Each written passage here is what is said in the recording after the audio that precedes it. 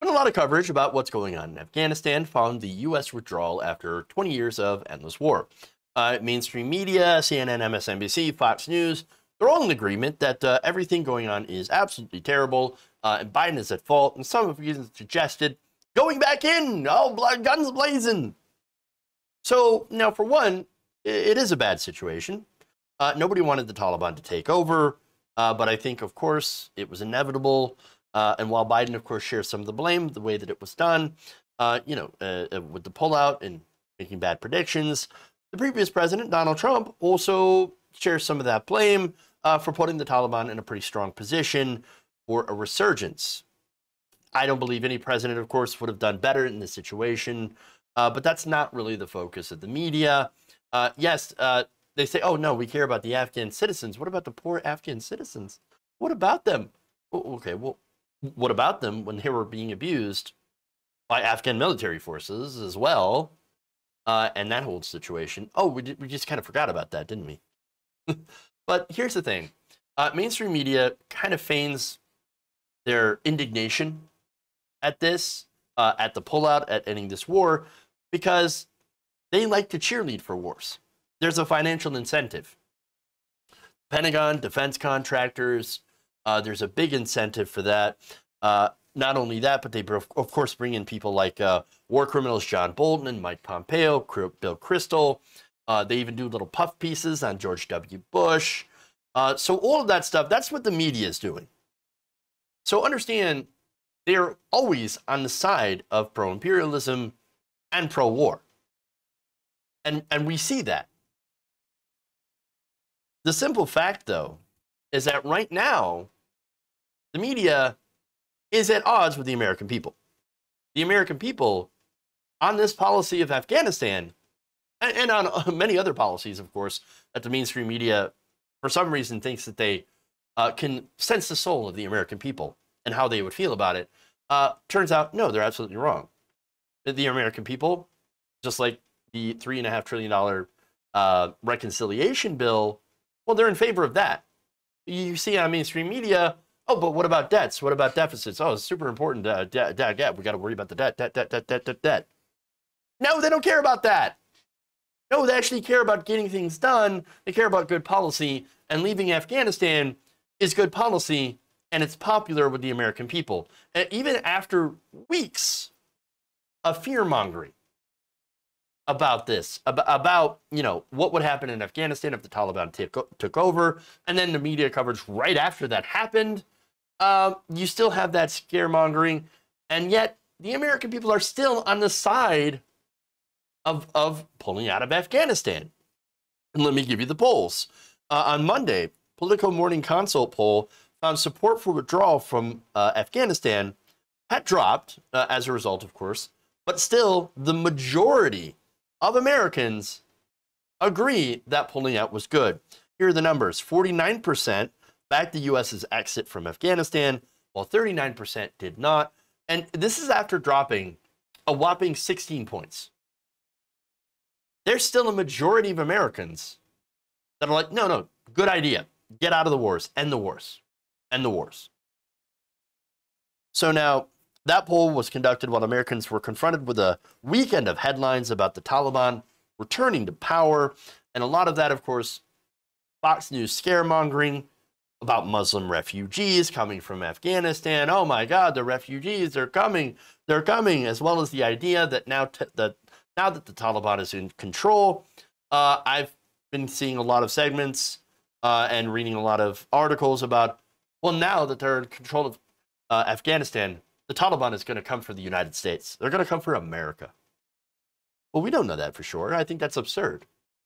I think the Taliban, I don't think they're at all interested in attacking the United States now that we're not in the country anymore. And that's an important distinction. Yes, they attacked us when we were there. We were literally occupying the country. Well, now that we're gone, they don't have any reason to attack us. I mean, sure, maybe somebody somewhere is like, oh, vengeance for Allah. But most people, again, they're going to be a little bit smarter than that and say, no, we already dealt with that. They're gone. Let's deal with our own issues. I'm just saying that. Okay. I don't believe that they're an international threat. And so I think that a lot of these media segments are really pro-war posturing from the media and figures who are invested in the military-industrial complex. And that's really what it is. So, yeah. Now, more polls. This is from Data for Progress. It shows that voters still support President Biden's decision to withdraw troops. Even after learning that Taliban fighters captured the cities, voters supported the decision to withdraw by a 14-point margin, including Democrats by a 51-point margin, independents by 13, and nearly a third of Republicans. There were partisan, of course, divisions. Overall, though, the results found 51% of Americans were endorsing the decision to withdraw U.S. troops from Afghanistan, while 37% were opposed to the policy, mostly Republicans, of course. Isn't it funny, though? Most Republicans agreed with pulling out of Afghanistan under Donald Trump, and then as soon as, of course, Biden actually does that and enacts the Trump plan of doing so, or I should say finishes the work, now suddenly right-wingers totally against it. Biden, how could you? How dare you? How dare you? Terrible piece of crap, as Marjorie Taylor Greene had said. You're not a president, piece of trash, garbage. How dare you? It just kind of shows you that, of course, right-wingers don't really have any core beliefs other than going up counter to the libs. So, yeah, that's important, okay? Now, the same survey also found that 55% of the majority of the public also supports the policy of speeding up the process of giving immigrant visas to U.S. allies in Afghanistan. That's good, as opposed to the 30% who believe the administration should take no additional action to bring Afghans here. Again, that's majority Republican who are against that. Because most normal people, most regular voters are like, well, of course we bring people over. They were our allies there. They helped us there in our mission, a doomed mission, but still, their help. They should be given a spot to come to America. They should be welcome, and I agree with that.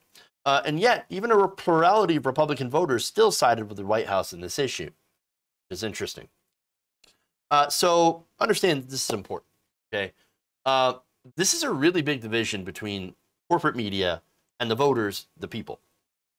The media is going to continue to push pro-war and talk about horror stories coming out about this, out of Afghanistan of Taliban rule, and no doubt that it's bad.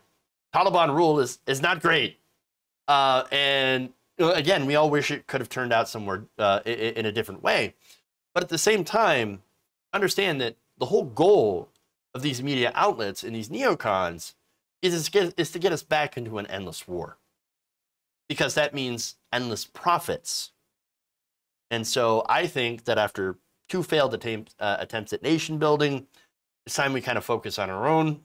Our nation needs to be rebuilt, and also to welcome in our allies and anybody who does not want to live under Taliban rule.